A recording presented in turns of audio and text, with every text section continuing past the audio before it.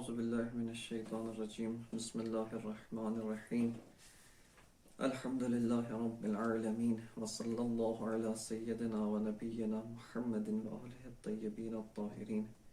مرحلہ ثانیہ کے اندر ہماری بات وجود ذہنی کے بارے میں تھی، اور وجود ذہنی میں بھی مقام سوم کے اندر علامہ طباطبائی رحمۃ اللہ علیہ اشکالات پر قول وجود ذہنی کو ذکر فرماتے ہیں کہ ان میں سے اشکال اول و اشکال دوم کی تقریر بیان کی جا چکی ہے۔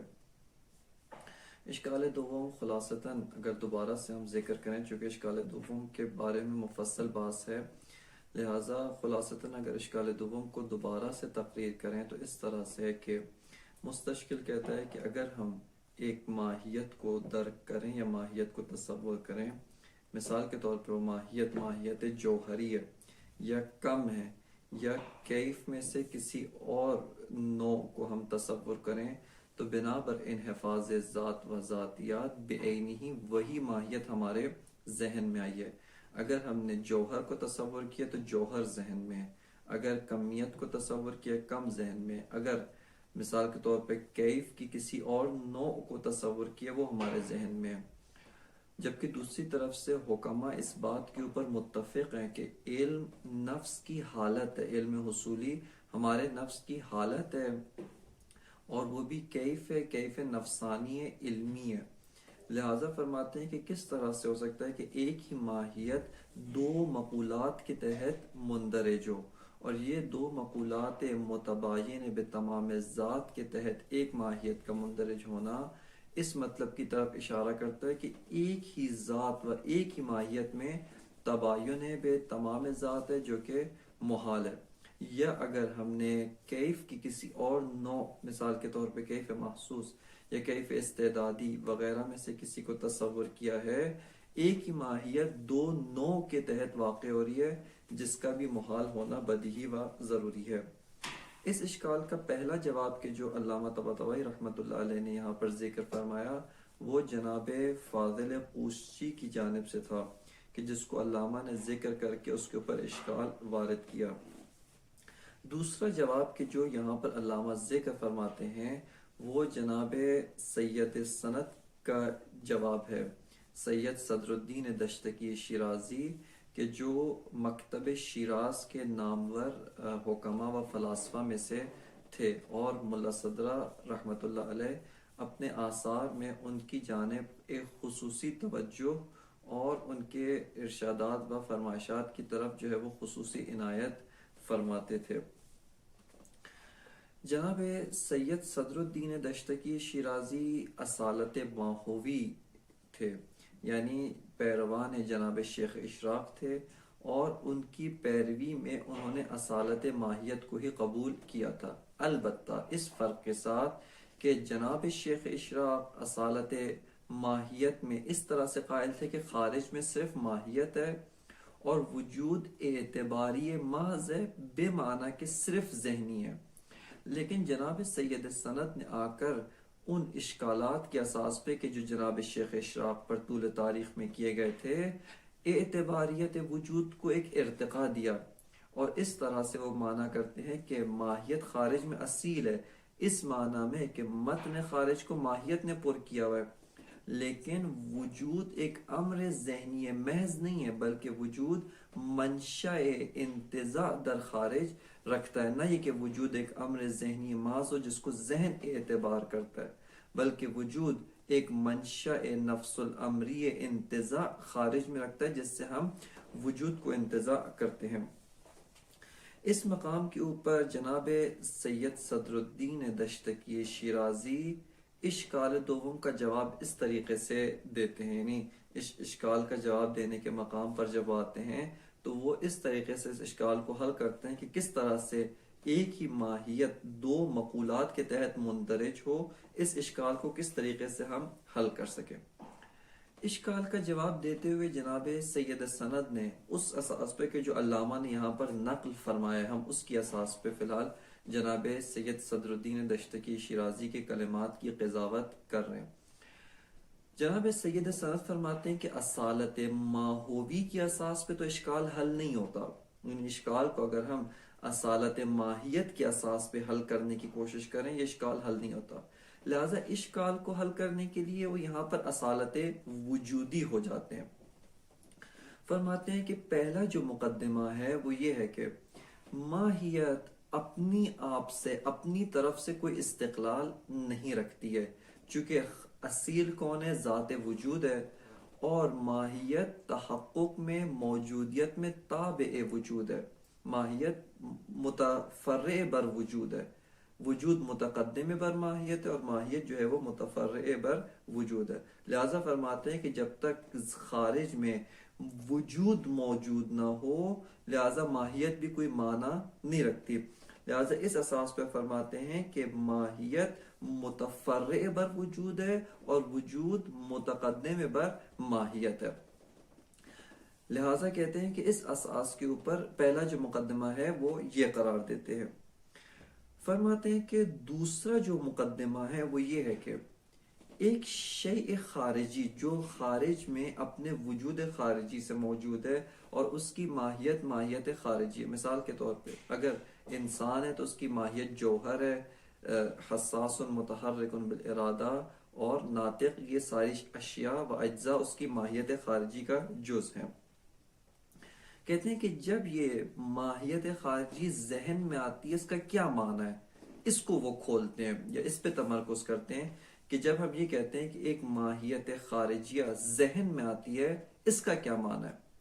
کہتے ہیں اس کا یہ معنی نہیں ہے کہ جب ماہیت خارجیہ ذہن میں آتی ہے تو آپ سادہ انکاری سے کام لیں اور کہیں کہ وہ ماہیت جو خارج میں اٹھ کے ذہن میں آ گئی ہے۔ وہ کہتے ہیں یہ معنی مراد نہیں ہے، بلکہ کہتے ہیں کہ چونکہ وہ ماہیت اپنے وجود سے قائم ہے، وجود خارجی سے قائم ہے، اور وجود خارجی سے قائم ہونے کی اساس پر کبھی ذہن میں واقع نہیں ہو سکتی، وہ ماہیت کبھی ذہن میں نہیں آ سکتی۔ بلکہ کہتے ہیں کہ اس کا مطلب یہ ہے، جب کہتے ہیں ماہیت ذہن میں آتی ہے، کہتے ہیں اس کا مطلب یہ کہ وہ ماہیت جو خارج میں ہے، ہمارا ذہن و ہماری عقل جب اس کے مقابل میں قرار پاتی ہے، ہماری عقل اس سے ماہیت کو انتزاع کرتی ہے، اس سے ماہیت کو فہم کرتی ہے، ماہیت کو سمجھتی ہے۔ مثال کے طور پہ یہ ماہیت انسان ہے، ہماری عقل جب اس کو درک کرتی ہے خارج میں کہ یہ خارج میں انسان کھڑا ہے، اس کا جوہر ہونا، نامی ہونا، حساس ہونا، متحرک بالارادہ ہونا، ناطق ہونا و الی آخر جتنے بھی اس کے اجزاء ذات ہیں، ہماری عقل آ کر خارج سے اس کو انتزاع کرتی ہے، اس کو فہم کرتی ہے، اور وجود ذہنی میں آ کر اس کو جو ہے وہ ایجاد کرتی ہے۔ یعنی ہماری ذہن میں آ کر ہماری عقل خارج سے فہم کر کے اس کو جو ہے وہ ذہن میں موجود کرتی ہے، ذہن میں آ کر اس کو تصور کرتی ہے۔ لہذا فرماتے ہیں انتزاع ہوتی ہے ماہیت، نہ کہ بے عینی بطور کلی وہی ماہیت اٹھ کر ہمارے ذہن میں آ جائے، برخلاف اس طرح کے جس طرح جناب فاضل قوسچی نے کوشش کی تھی اشکال کو حل کرنے کی۔ ظاہراً یہاں پر جو یہ کہتے ہیں کہ یہ وہی ماہیت ذہن میں نہیں آتی، ظاہری طور پہ ناظر بے جناب فاضل قوسچی ہیں، اور ان کے جو بیان تھا اس کو گویا رد کر رہے ہیں۔ جس طرح انہوں نے کہا تھا ایک پیالہ ہے، اسی میں ماہیت آ جاتی ہے، یا ایک پیالہ ہے آئینے کا پیالہ، اس میں آپ پتھر ڈالیں تو وہ اپنی ماہیت کے ساتھ اسی طرح آ جاتا ہے۔ اب یہ فرماتے ہیں کہ اس طرح سے نہیں ہے، بلکہ وہ ماہیت کا ذہن میں آنا کیا ہے؟ کہتے ہیں ماہیت کا ذہن میں آنا یعنی ہمارا ذہن خارج سے اس ماہیت، اس کے تمام اجزاء ذات اور ذاتیات کو جو ہے وہ انتزاع کرتا ہے اور ان کو جو ہے وہ حاصل کرتا ہے۔ یہ انہوں نے دوسرا مقدمے کے طور پہ بیان کیا۔ تیسرا مقدمہ فرماتے ہیں کہ آپ اصالت وجودی کی اساس پہ مشکل کو حل کریں، اگرچہ خود اپنی ذاتی آراء میں اصالت ماہوی ہیں، لیکن ابھی آ کر وہ اصالت وجودی کی اساس کے اوپر مسئلے کو حل کرنے کی کوشش کر رہے ہیں۔ فرماتے ہیں کہ خوب یہ ماہیت جو خارج میں تھی، جوہر ہے، ناطق ہے اور تمام اجزاء کے ساتھ، جب ذہن میں آتی ہے تو یہ ماہیت متبدل ہو جاتی ہے، اس ماہیت کی ذات میں انقلاب رونما ہوتا ہے۔ کس طرح سے؟ خارج میں جوہر تھا، خارج میں مثال کے طور پہ کمیت تھی یا کوئی اور ماہیت تھی، جب ذہن میں آئی تو یہ ماہیت مندرج تحت ماہیت کیف ہے، کیف نفسانی ہو جاتی ہے، مندرج تحت ماہیت کیف ہو جاتی ہے۔ خب یہ جو انقلاب در ماہیت ہے کہ وہ ماہیت خارجی جو خارج میں جوہر ہے، خارج میں اپنے تمام اجزاء ذات و ذاتیات کے ساتھ موجود ہے، ذہن میں آتی ہے تو یہ ماہیت کیا ہو جاتی ہے؟ ماہیت کیف نفسانی بن جاتی ہے، ماہیت السنخ کیف نفسانی ہو جاتی ہے۔ اب یہاں پر ان پہ کوئی اشکال کرے کہ کس طریقے سے ایک ماہیت جو جوہر ہے یہ منقلب ہو کر ذہن میں آ کے کیف نفسانی بن گئی، خب یہ کس طرح سے ہوتا ہے؟ خب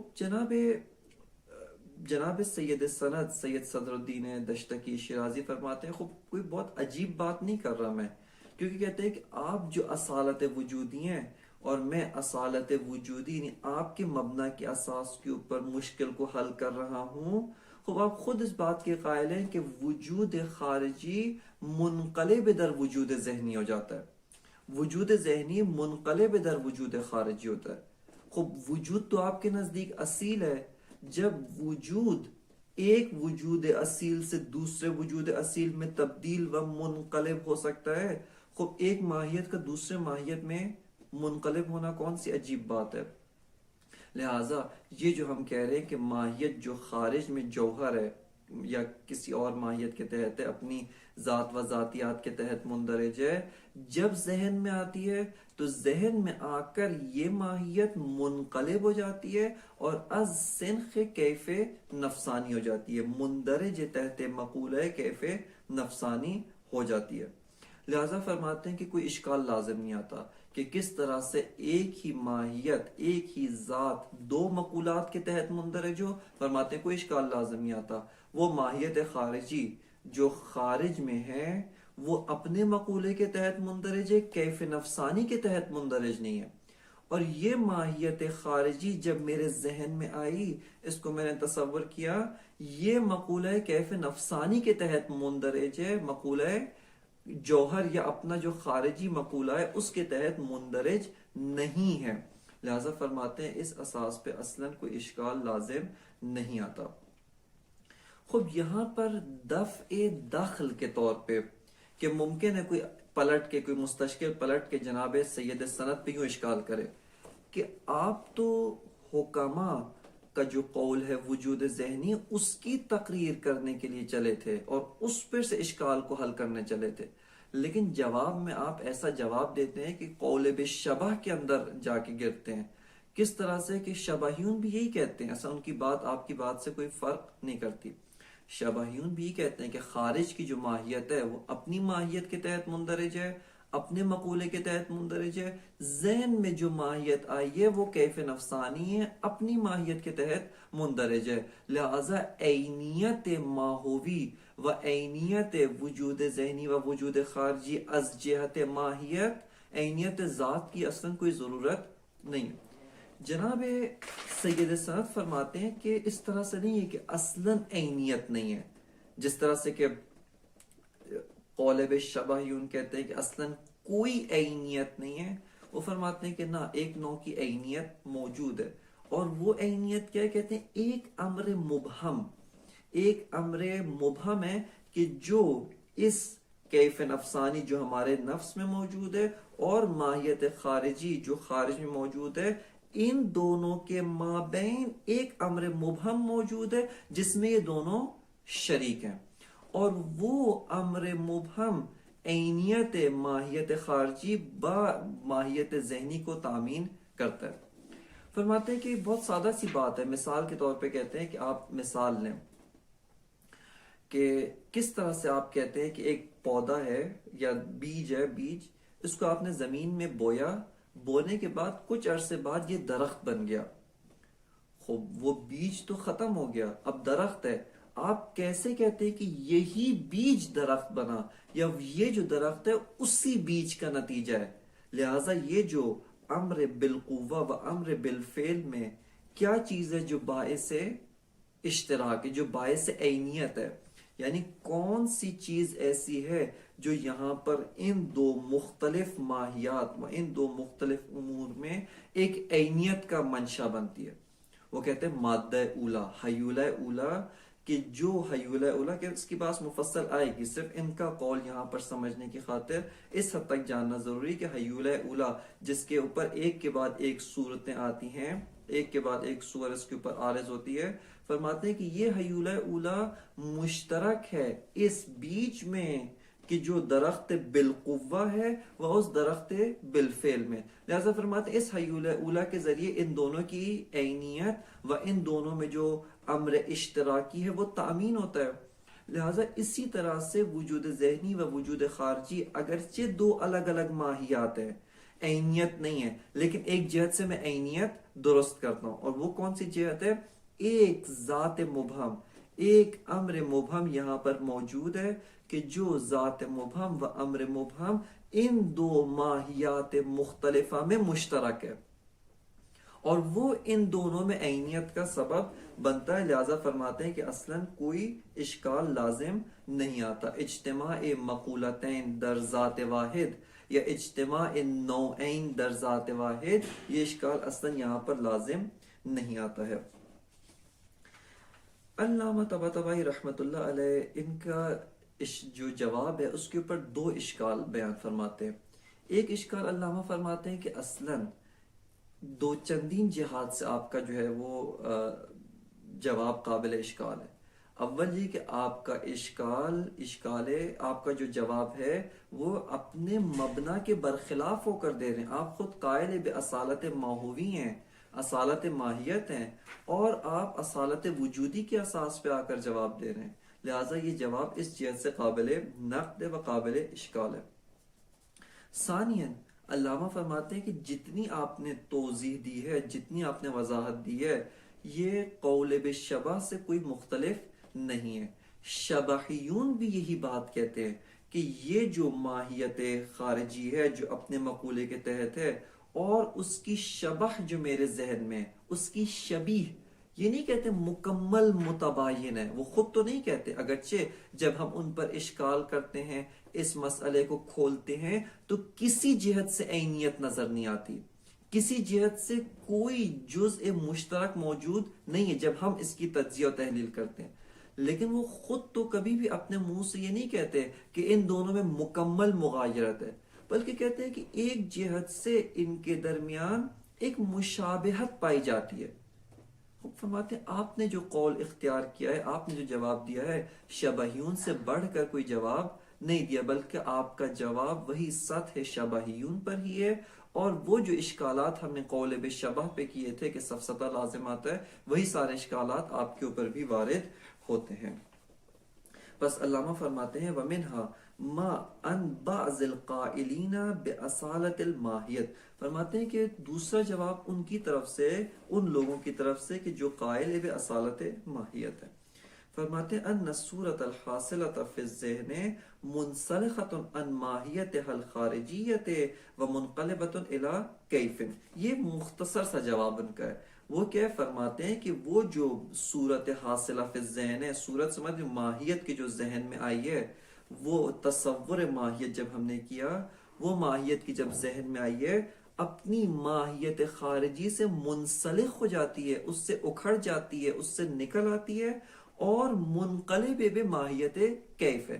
اگر ماہیت خارجی جوہر ہے، اس سے منقلب ہو کر، اس سے تبدیل ہو کر کیف میں تبدیل ہو جاتی ہے۔ اگر ماہیت خارجی مثال کے طور پہ کمیت ہے، اس سے منسلخ ہو کر کیف نفسانی میں تبدیل ہو جاتی ہے۔ لہذا فرماتے ہیں ان الصورۃ الحاصلۃ فی الذہن منسلخۃ عن ماہیتها الخارجیۃ ومنقلبۃ الی کیف، کہتے ہیں کہ جو ماہیت خارجی ہے اس سے وہ منسلخ ہے، یعنی صورت ذہنی اس سے منسلخ ہو جاتی ہے، اور منقلب در کیف، انقلاب در ماہیت رونما ہوتا ہے۔ بیان و ذالک، مقدمہ اولا کیا فرماتے ان موجودیت الماہیت متقدمۃ علی نفسها فمع قطع النظر عن الوجود لا ماہیت اصلا، فرماتے ہیں کہ جو موجودیت ماہیت ہے، اس سے واضح ہو رہا ہے کہ خود اگرچہ قائل باصالت ماہیت ہیں، لیکن اشکال کا جواب اصالت ماہیت کے اساس پہ نہیں دے پاتے ہیں، چونکہ اصل اشکال کا جواب بنتا ہی نہیں ہے، لہٰذا اشکال کا جواب دینے کے لیے اصالت وجودی ہو گئے۔ فرماتے ہیں کہ جو ماہیت کی موجودیت یعنی ماہیت کا جو وجود ہے وہ متقدم بر خود ماہیت یعنی خارج میں اصل در موجودیت وجود ہے، اصیل وجود ہے، ماہیت تابع وجود ہے۔ فرماتے ان موجودیت الماہیت متقدمت علی نفسها یعنی متقدم بر خود ماہیت ہے۔ فما قطع النظر عن الوجود لا ماہیت اصلا، خب جب وجود سے قطع نظر کریں تو خارج میں کوئی ماہیت بھی موجود نہیں۔ مقدمہ دوم فرماتے ہیں والوجود الذہنی والخارجی مختلفان بالحقیقت، کہتے ہیں وجود ذہنی و وجود خارجی از لحاظ حقیقت و ماہیت مختلف ہے۔ فَإِذَا تَبَدَّلَ الْوُجُودُ بِالسَّيْرُورَةِ الْوُجُودِ الْخَارِجِيِّ ذَهْنِيًّا جَازَ أَن تَنْقَلِبَ الْمَاهِيَّةُ بِأَن يَتَبَدَّلَ الْجَوْهَرُ أَوِ الْكَمُّ أَوْ غَيْرُ ذَلِكَ كَيْفَ۔ خوب کہتے ہیں کہ آپ جو حکمائے اصالت وجودی ہیں کہتے ہیں کہ وجود ذہنی وجود خارجی دونوں کی حقیقت الگ ہے، خود وجود ذہنی و وجود خارجی دونوں کی حقیقت الگ ہے، اور آپ دوسری طرف سے کہتے ہیں وجود ذہنی منقلب در وجود خارجی ہو جاتا ہے۔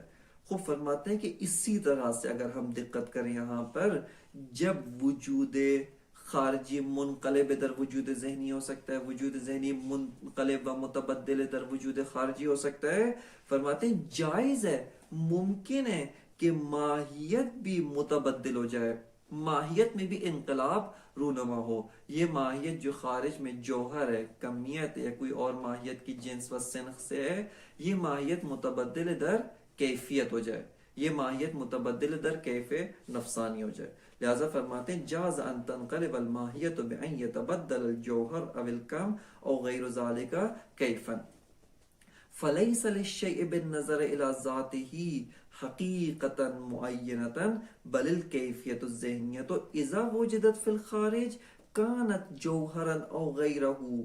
خوب کہتے ہیں کہ جب ہم ماہیت کو نگاہ میں رکھیں، خوب کہتے ہیں ماہیت اپنی نگاہ میں کوئی چیز ہی نہیں ہے، ماہیت اپنی ذات میں کوئی شے نہیں ہے، ماہیت تابع وجود ہے۔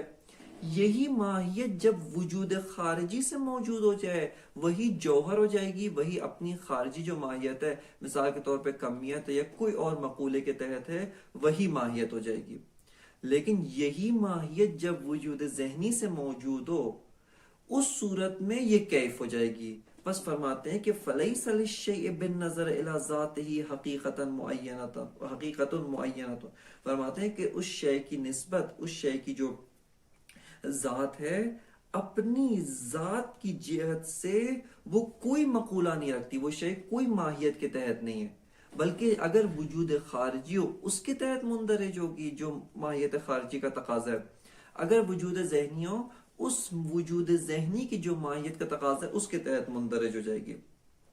بس فرماتے ہیں کہ بل الکیفیت الذہنیہ، تو کہتے ہیں کہ کیف ذہنی یعنی کیف نفسانی اذا وجدت فی الخارج، جب خارج میں موجود ہو، فرماتے ہیں کانت جوہرا او غیرہ، وہ جوہر ہو جائے گی یا غیر از جوہر جو بھی ماہیت ہے اس میں تبدیل ہو جائے گی۔ والجوہر الخارجی اذا وجد فی الذہن کانا کیفا نفسانیہ، اور جوہر ذہنی جب جوہر خارجی جب ذہن میں موجود ہو وہ کیف نفسانی میں متبدل ہو جاتا ہے۔ بس دقت کریں ان کے نزدیک یہ جو ماہیت ہے اپنی ذات و ماہیت کی لحاظ سے کسی بھی مقولے کے تحت مندرج نہیں ہے، بلکہ جو وجود ہے اس کا اگر وجود خارجی ہے اس لحاظ سے مقولہ ہے، اگر وجود ذہنی ہے تو اس لحاظ سے اس کا مقولہ ہے۔ خوب فرماتے ہیں اما مباینۃ الماہیت الذہنیت للخارجیت ما ان المدعا حصول الاشیاء بانفسها فی الذہن وهو یستدعی اصلا مشترکا بینہما، فرماتے ہیں فیکفی فی تصوره ان یصور العقل امرا مبہما مشترکا بینہما۔ خوب کہتے ہیں کہ مدعا کیا تھا، یہاں پر وہ دفع داخل مقدر کا جواب دے رہے کہ آپ تو حکما جو یہ قائل ہے کہ وجود خارجی اور وجود ذہنی کی ماہیت ایک ہے، ان کے اوپر جو اشکال کیا گیا اس کی توجیح کرنے کے لیے، وہ اس کا جواب دینے کے لیے چلے، جبکہ آپ نے بات تو کوئی اور کی ہے۔ فرماتے ہیں کہ یہ جو مباینت ماہیت ذہنی با ماہیت خارجیہ ہے ان میں تباین ہے، ماہیت خارجی وہی جوہر ہے، ماہیت ذہنی وہی کیف نفسانی ہے۔ لیکن فرماتے ہیں کہ حکما کی بات کو ہم کس طرح سے درست کرتے ہیں؟ ما ان المدعا حصول الاشیاء بانفسها فی الذہن وہو یستدعی اصلا مشترکا بینہما. فرماتے ہیں کہ اس کا لازمہ کیا ہے؟ یہ جو دو ماہیات متباین ہیں ان میں ایک امر مشترک مبہم ہے جس کو ہم نہیں جانتے، ہے مبہم، نہ وہ شے نہ بعینی جوہر ہے نہ بعینی کیف ہے، بلکہ ایک امر مبہم ہے جو اس میں بھی موجود ہے اور اس میں بھی موجود ہے، اور ان دو ماہیات متباینہ میں وجہ اشتراک و وجہ، ان دونوں میں ایک جہت سے وجہ حکایت کا بھی سبب وہی بنتا ہے. لہذا فرماتے ہیں فیکفی فی تصویرہی، کہتے ہیں کہ اس اصل مشترک و مبہم کی تصویر کے لیے کافی ہے کہ ان یصور العقل امرا مبہما مشترکا بینہما، کہ عقل ان دونوں ماہیات متباینہ کے درمیان ایک امر مشترک مبہم کو تصور کرے. یصحح بہ ان ما فی الذہن هو الذی فی الخارج، کہتے ہیں کہ وہ امر مشترک مبہم مصحح ہے، وہ مبرر بنتا ہے کہ ہم یہ کہہ سکیں یہ جو میرے ذہن میں موجود ہے وہی امر خارجی ہے، اور وہ جو خارج میں موجود ہے جب ذہن میں آتا ہے یہی کیف نفسانی بن جاتا ہے. لہذا فرماتے ہیں کہ وہ امر مبہم مشترک جو ان دونوں میں مشترک ہے وہ اس بات کا مصحح ہے کہ یہ جو خارج میں ہے بے عینی اس کا وجود ذہنی یہ بنتا ہے، اور یہ جو وجود ذہنی کی شکل میں ہے یہ امر مبہم کی وجہ سے چونکہ ارتباط برقرار ہے یہ اس بات کو تامین کرتا ہے کہ جو ذہن میں وہی بے عینی خارج میں ہے. بس فرماتے ہیں یصحح بہ ان ما فی الذہن هو الذی فی الخارج کما یصور المادۃ المشترکۃ بین الکائن والفاسد المادیین. فرماتے ہیں جس طرح سے عقل دو کائن و فاسد، کون و فساد، یعنی کون و فساد کی شکل میں عقل کس طرح سے آتی ہے، ان دونوں میں ایک امر مشترک جو مادہ اولا وحی اولا ہے اس کو موضوع قرار دیتی ہے اور اس کی وجہ سے ان دونوں میں ارتباط برقرار کرتی ہے. کیسے آپ کہہ سکتے ہیں کہ یہ بیج جو فاسد ہو گیا اور اس کی جگہ پہ درخت آ گیا ہے، کیسے پتہ یہی بیج درخت بنا ہے؟ یہی درخت وہ ہے جو اس بیج سے حاصل ہے. ممکن ہے ایک اور بیج ہو وہ درخت بن جائے، یا ایک اور درخت ہو جو کسی اور بیج سے حاصل ہوا ہے. فرماتے ہیں کہ مادہ اولا جو ایک امر مبہم مشترک ہے ان دونوں کے درمیان، ان دونوں میں ارتباط کو برقرار کرنے کے لیے کافی ہے. یہ جناب سید صدر الدین دشتقی شیرازی کا جواب کہ جس کے اوپر علامہ طباطبائی رحمۃ اللہ علیہ اشکال فرماتے ہیں. وفیہ اولا، کہتے ہیں پہلا اشکال کیا ہے کہ آپ کا جو جواب ہے اصالت ماہیت جو آپ کا مبنی ہے اس کے ساتھ سازگار نہیں ہے. فرماتے ہیں انہ لا محصل لما ذکرہ من تبدل الماہیت و اختلاف الوجودین فی الحقیقت بناء علی ما ذہب الیہ من اصالت الماہیت و اعتباریت الوجود. کہتے ہیں کہ یہ ماہیت کا منقلب ہونا اور وجودات میں اختلاف ہونا، کہتے ہیں کہ آپ کا جو مبنی اصالت ما ہوئی ہے اس کی اساس پہ اس کا کوئی محصل و ثمرہ نہیں نکلتا ہے. آپ کہتے ہیں کہ ماہیت جو اصیل ہے جو خارج میں بالذات موجود ہے جو آپ کا اصلی مبنی ہے، خب یہ ماہیت کیسے تبدیل ہوگی، کیسے منقلب ہوگی کیف میں؟ جوہر کیسے کیف میں تبدیل ہو گیا، کمیت کیسے کیف میں تبدیل ہو گیا؟ یہ آپ کے مبنی کے اساس پہ درست نہیں بنتا. بس فرماتے ہیں انہ لا محصل لما ذکرہ من تبدل الماہیت و اختلاف الوجودین فی الحقیقت بناء علی ما ذہب الیہ من اصالت الماہیت و اعتباریت الوجود. اس مبنی کے اساس پہ کہ جس کے آپ قائل ہیں کہ وجود اصیل ہے، معذرت وجود اعتباری ہے اور ماہیت اصیل ہے، اس کی اساس پہ جواب درست نہیں بنتا. دوسرا اشکال فرماتے ہیں وثانیا انہ فی معنی القول بالشبہ، یہ آپ کی بات قول بالشبہ سے چندان مختلف نہیں ہے. بناء ما التزم به من المغایرت الذہنیت مغایرت الذاتیت بین الصورت الذہنیت والمعلوم الخارجی. فرماتے ہیں کہ وہ کس بات کے ملتزم ہیں؟ وہ یہی تو بات کرتے ہیں کہ صورت ذہنیہ اور ماہیت خارجی ان دونوں میں تباین ذاتی موجود ہے. اصلا کوئی نقطہ مشترک موجود نہیں بلکہ ان دونوں میں تباین ذاتی موجود ہے. لہٰذا آپ کی جو بات ہے کہ ماہیت خارجی منقلب ہو کر ماہیت ذہنیہ بن جاتی ہے اور ان دو ماہیات میں تباین ہے، ان کی بات سے اصلاً آپ کی بات مختلف نہیں اور کسی جہت سے کوئی فرق نہیں رکھتی ہے. لہذا فرماتے ہیں بنا علی ما التزم به من المغایرۃ الذاتیہ بین الصورت الذہنیہ والمعلوم الخارجیہ. بس نتیجہ کیا نکلتا ہے؟ فَيَلْحَقُهُ مَا لَحِقَهُ مِنْ مَحْظُورِ السَّفْسَطَةِ. بس کہتے ہیں وہ اشکالات جو سفسطے کے اشکالات ہم نے ان پر کیے وہ سارے اشکالات آپ کے اوپر بھی لازم آتے ہیں. اور اس کے اوپر اگر آپ مزید غور کریں اس قول کے اوپر، اس کے اوپر انہوں نے جو تبیین کی ہے، اور بھی کافی سارے اشکالات ان کے اوپر وارد ہیں، لیکن چونکہ مفصل بحث میں وارد ہونا مقصود نہیں ہے لہٰذا ان سے ہم صرف نظر کرتے ہیں. تیسرا جواب کہ جو اس باب کے اندر ذکر کیا گیا ہے، جس کو علامہ طباطبائی رحمۃ اللہ علیہ یہاں پر ذکر فرماتے ہیں، وہ جناب محقق دوانی جو ہم عصر جناب سید صدر الدین دشتقی شیرازی تھے، اور عموماً ان دو بزرگواران یعنی جناب محقق دوانی اور جناب سید صدر الدین دشتقی شیرازی کے مابین اختلافات علمی کثیر تھے، یعنی ان میں عموماً رد و بدل ہوتے رہتے تھے، خطوط کی شکل میں، کتابوں کی شکل میں اور دیگر آثار کی شکل میں اختلافات کا تبادلہ ان میں ہوتا رہتا تھا.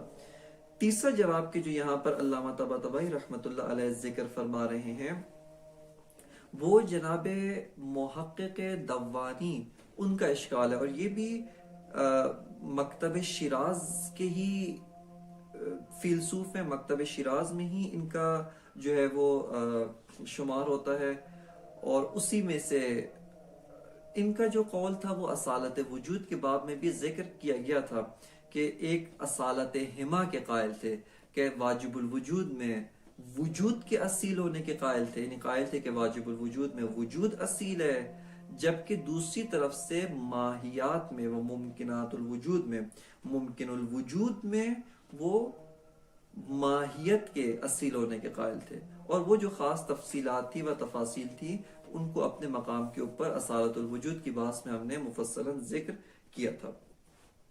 جناب محقق دوانی فرماتے ہیں کہ یہ جو جتنی بھی کوششیں کی گئی ہیں، یعنی کس طرح کی کوشش ہے، جناب فاضل قوسچی یا جناب سید صدر الدین دشتقی شیرازی وغیرہ نے کوشش کی ہے کہ معلوم بالذات اور علم کو دو الگ الگ چیزیں کہے، اور کہیں کہ علم وہی کیف نفسانی ہے و معلوم بالذات وہ اپنی ماہیت خارجی کے تحت موجود ہے.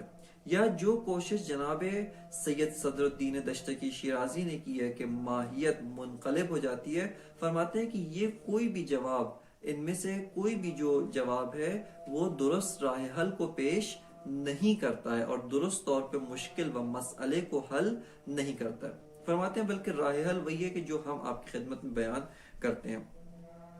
کہتے ہیں کہ علم اور معلوم بالذات میں اتحاد موجود ہے، یعنی کوئی یہ نہ کہے مانند جناب فاضل قوسچی علم غیر از معلوم بالذات ہے و علم مباین و متباین و معلوم بالذات ہے، نہ، بلکہ وہ فرماتے ہیں کہ علم و معلوم بالذات ایک چیز ہے، یہ دو چیزیں نہیں ہیں. اب آتے ہیں فرماتے ہیں کہ معلوم بالذات، یا یہاں پر دو اصطلاحات جو تشکیل پا رہی ہیں، ایک معلوم بالذات کی اصطلاح اور ایک معلوم بالعرض کی اصطلاح، ان کی جانب ہمیں دقت و تفکیک کرنے کی ضرورت ہے. پہلے بھی اگرچہ اس کی جانب ایک ہلکا سا اشارہ کیا تھا. معلوم بالذات وہ صورت ذہنی ہے، وہ ماہیت ذہنی ہے کہ جو میرے ذہن میں حاصل ہے یا عالم کے ذہن میں حاصل ہوتی ہے، اور اس صورت ذہنیہ کے متعلق علم ہوتا ہے، یعنی عالم چونکہ حضوراً اس صورت ذہنیہ کو اپنے نفس میں رکھتا ہے لہٰذا اس کا جو علم ہے وہ اس صورت ذہنیہ کے متعلق ہوتا ہے اولاً و بالذات. لہٰذا فرماتے ہیں کہ اس کو معلوم بالذات کہا جاتا ہے، جبکہ شیء خارجی، مثال کے طور پہ کتاب خارجی، یہ میز خارجی، یہ کوئی بھی شیء خارجی، انسان خارجی، وہ تو براہ راست میرے علم کے متعلق نہیں ہوتا، وہ خارج میں کھڑا ہے، میں براہ راست اس کا علم نہیں رکھتا بلکہ اس صورت ذہنیہ کے ذریعے سے اس کا علم رکھتا ہوں. لہٰذا اولاً و بالذات یہ صورت ذہنیہ معلوم نفس ہے، و اس صورت ذہنیہ کے ذریعے سے وہ شیء خارجی معلوم برائے نفس ہوتی ہے، نفس کو اس کا علم حاصل ہوتا ہے. لہٰذا فرماتے ہیں کہ یہ جو صورت ذہنیہ ہے یہ معلوم بالذات ہے، اور وہ جو شیء خارجی ہے، وہ جو اشیاء خارجی ہیں، وہ معلوم بالعرض ہے۔ معلوم بالعرض تو اصلا بات سے خارج ہے، وہ تو ہمارا مورد نظر نہیں ہے، وہ مد نظر نہیں، بلکہ فرماتے ہیں کہ علم و معلوم بالذات ایک ہی شے ہیں، یہ دو شے نہیں ہیں۔ یہ پہلا مقدمہ۔ لہذا فرماتے ہیں کہ یہ جو جنہوں نے آ کر علم اور معلوم بالذات میں تفکیک کرنے کے ذریعے سے جواب دینے کی کوشش کی ہے، فرماتے ہیں ان لوگوں کا جواب جو ہے درست نہیں ہے، اور ان کا جواب جو ہے اس پہ اساسی طور پہ یہ مباینت علم و معلوم بالذات کا جو اشکال ہے وہ وارد ہوتا ہے۔ خب دوسرے مقدمے میں فرماتے ہیں کہ یہ جو معلوم بالذات ہے اسی ماہیت کے تحت موجود ہے عیناً، جس ماہیت کے تحت معلوم بالعرض وہ شیء خارجی، وہ وجود خارجی موجود ہے۔ اگر وہ شیء خارجی جوہر ہے، اس کی جو ماہیت ہے وہ جوہری ہے، انسان ہے مثال کے طور پہ، یہ معلوم بالذات بھی بعینی ہی تمام ذات و ذاتیات کے حفظ کے ساتھ، تمام ذات و ذاتیات کے انحفاظ کے ساتھ بعینی ہی اسی ماہیت کے تحت موجود ہے۔ پس یہ جو معلوم بالعرض وہ ماہیت خارجی جوہر ہے، نامی ہے، حساس متحرک بالارادہ تمام تر اجزائے ذات و ذاتیات کے ساتھ، یہ جو معلوم بالذات ہے، صورت ذہنیہ ہے، ماہیت ذہنیہ ہے، یہ بھی بعینی ہی انہی تمام ذات و ذاتیات کے تحت اسی ماہیت کے تحت جو ہے وہ موجود ہے اور اسی کے تحت جو ہے وہ مندرج ہوتی ہے۔ لہذا فرماتے ہیں کہ یہ جو ماہیت ذہنی ہے بعینی ہی با انحفاظ تمام تر ذات و ذاتیات اسی کے تحت جو ہے وہ مندرج ہوتی ہے۔ اگر ماہیت خارجی جوہر ہے، یہ معلوم بالذات بھی جوہر ہے۔ اگر ماہیت خارجی کمیت ہے، معلوم بالذات بھی کمیت ہے، اس جہت سے کوئی فرق نہیں۔ تیسرے مقدمے میں آتے ہیں۔ خوب یہاں پر ممکن ہے کوئی سوال کرے کہ آپ نے تو کہا کہ معلوم بالذات اسی ماہیت خارجی کے تحت مندرج ہے اور اسی کے تحت جو ہے وہ اندراج رکھتا ہے، بس اشکال کو کیسے آپ حل کرتے ہیں؟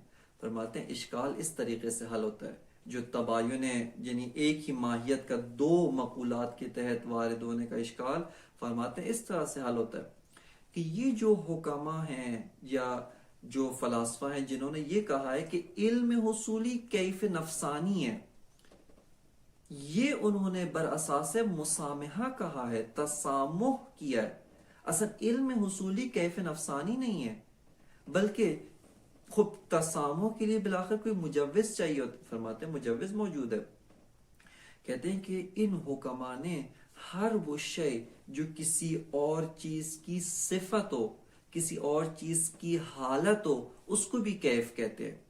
یعنی مثال کے طور پہ یہ جو اس شے کا وزن ہے، مثال کے طور پہ اس میز کا جو وزن ہے، یہ اس کا جو جسم تعلیمی ہے، شکل ہے، شکل کی یہ جو شکل ہے، یا مثال کے طور پہ اس کی جو کمیت ہے، سطح ہے، جو کمیت میں سے ہے، لیکن چونکہ اس جسم کی حالت ہے، اس کو بھی کیف کہتے ہیں۔ یا مثال کے طور پہ حتی بعض اوقات جوہر، صورت جوہریہ، جو صورت جوہریہ نوعیہ کہ جو حیولہ اولا کے اوپر عارض ہوتی ہے، کس کے پاس مفصل آئے گی، فرماتے ہیں جوہر کو بھی اس کی حالت ہونے کے لحاظ سے کیف کہہ دیتے ہیں۔ لہٰذا اس اساس پر انہوں نے علم چونکہ حالت و وصف برائے نفس ہے، نفس کے لیے ایک حالت ہے، نفس کے لیے ایک وصف ہے، اس اساس پہ انہوں نے علم کو بھی کیف کہہ دیے۔ وگرنہ اگر ان سے آپ جا کر پوچھیں، ان حکماء کے کلام میں غور کریں، دقت کریں، ان کی یہ مراد نہیں ہے۔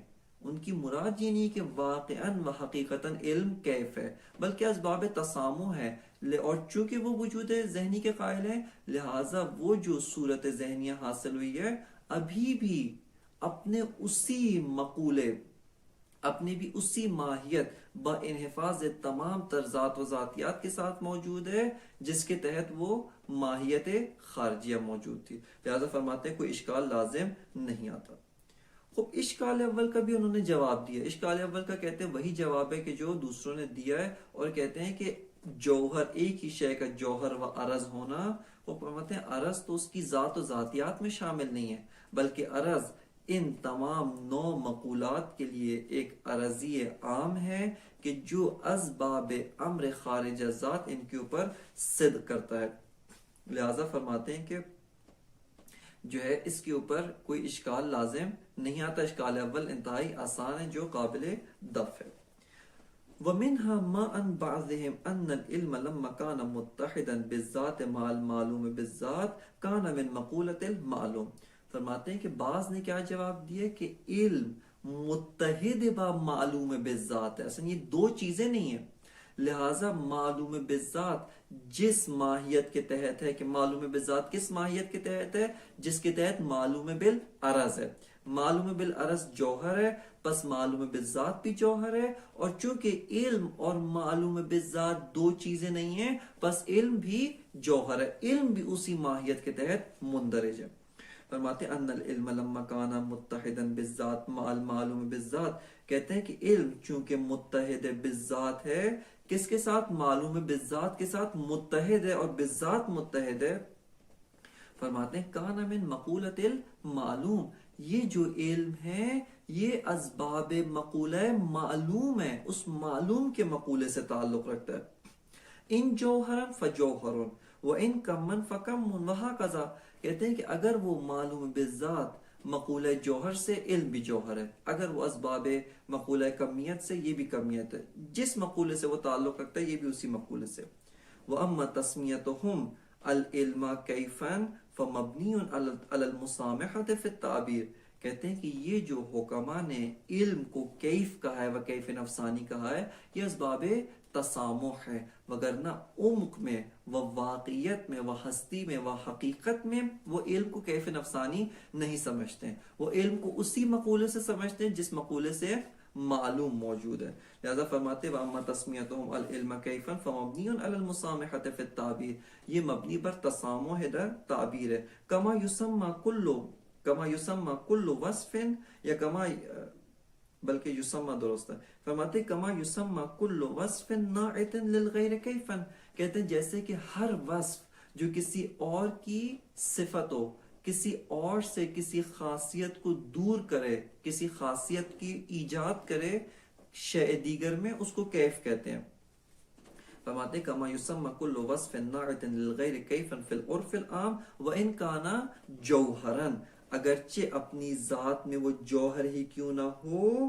فرماتے ہیں چونکہ ایک شیء دیگر کے لیے وصف واقع ہو رہی ہے، ایک شیء دیگر کے لیے مثال کے طور پہ اس کے لیے صفت واقع ہو رہی ہے، اس کو کیف کہتے ہیں، اگرچہ اپنی ذات میں جوہر کیوں نہ ہو. لیکن یہ جوہر ایسا ہے کہ جو حیولہ اولا و مادہ اولا کے لیے وصف واقع ہو رہا ہے، نائت واقع ہو رہا ہے، اس جوہر کو بھی انہوں نے کیف کا نام دیا.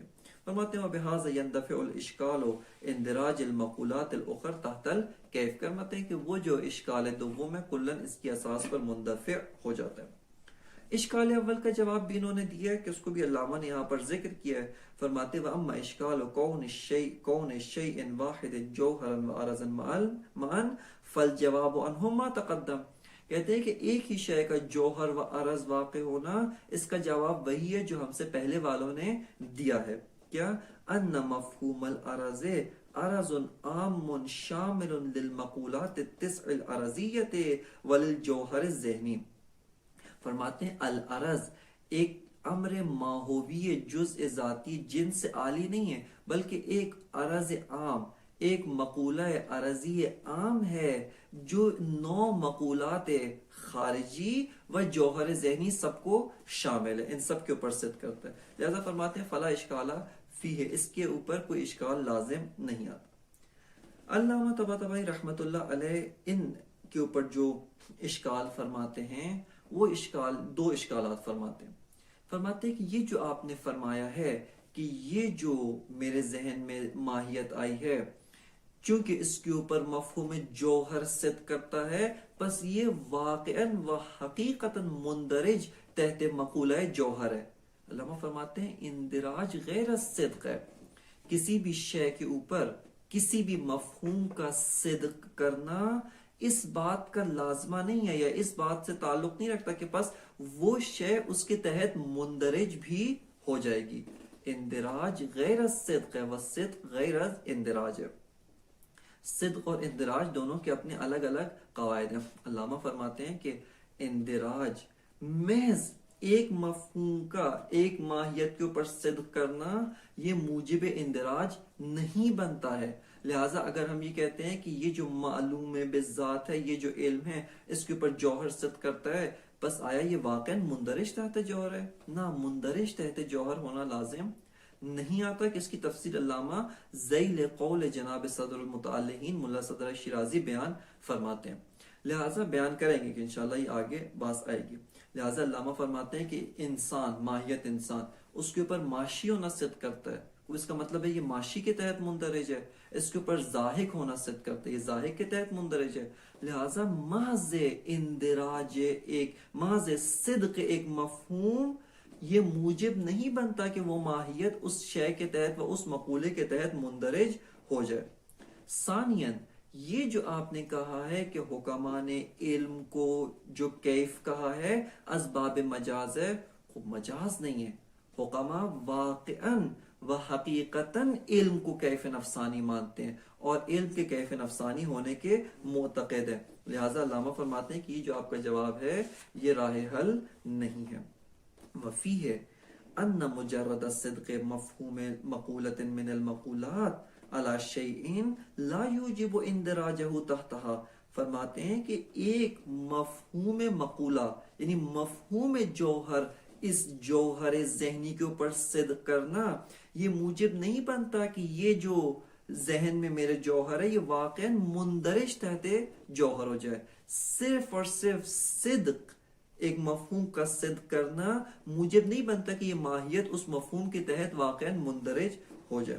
فرماتے ان مجرد الصدق مفہوم مقولۃ من المقولات علی شیء لا یوجب اندراجہ تحتہا، یہ موجب نہیں بنتا کہ وہ جو شیء ہے، وہ جو ماہیت ہے، اس مقولے کے تحت مندرج ہو جائے. کما ستجیء الاشارۃ الیہ، کہتے ہیں ابھی اس کی طرف اشارہ عن قریب آنے والا ہے. اعلیٰ دوسرا اشکال ان کلامہم صریح فی کون العلم الحصولی کیف نفسانی داخلا تحت مقولۃ الکیف حقیقتا من غیر مسامحۃ. فرماتے ہیں دوسری طرف سے حکماء جب کہتے ہیں کہ علم حصولی واقعا و حقیقتا کیف نفسانی ہے، کوئی تسامح نہیں کرتے. وہ واقعا کہتے ہیں کہ علم کیف ہے، اس کے اوپر کیف کی تعریف صدق کرتی ہے، عرض ہے جو لا تقبل النسبت ولا القسمت بالذات، جو نسبت اور تقسیم کو بالذات قبول نہیں کرتا. وہ واقعا علم کو کیف نفسانی کہتے ہیں، نہ کہ اسباب تسامح و اسباب مسامحہ علم کو کیف نفسانی کہہ رہے ہو، نہ بلکہ واقعا و حقیقتا علم کو کیف نفسانی سمجھتے ہیں. لہٰذا یہ جو آپ نے کوشش کی ہے کہ علم کو کیف نفسانی کا قرار دیا جانے کو اسباب تسامح قرار دے کر اشکال کو حل کریں، یہ کسی مشکل کا حل جو ہے نہیں بنتا. اس کے بعد علامہ طباطبائی رحمۃ اللہ علیہ جناب صدر المتعلقین جناب ملا صدر شیرازی کا جو جواب ہے اس مسئلے کے حل میں، اس میں وارد ہوتے ہیں اور فرماتے ہیں کہ حق مطلب و حقیقت مطلب جناب ملا صدرہ نے ادا کیا ہے اور انہوں نے اس مسئلے کو اساس سے و ریشے سے جو ہے وہ حل کیا ہے کہ انشاءاللہ درس بعدی کے اندر اس جواب کی جانب توجہ کریں گے. وصلی اللہ علی سیدنا و نبینا محمد و آلہ الطیبین